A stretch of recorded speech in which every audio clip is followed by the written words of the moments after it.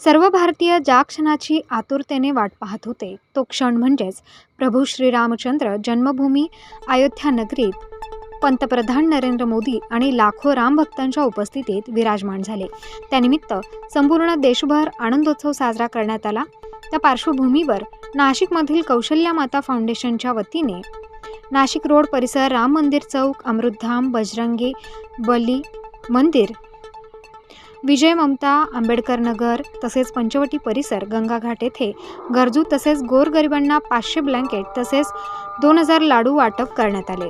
शिवसेना जिल्हाप्रमुख अजय बोरस्ते, खासदार हेमंत गोडसे, राजू लवटे, बंटी तिदमे, बाबूराव आढाव यांच्या मार्गदर्शनाखाली कौशल्या माता फाउंडेशनचे संस्थापक अध्यक्ष संजय काजळे आणि पदाधिकारी यांच्या उपस्थितीत हा उपक्रम पार पडला।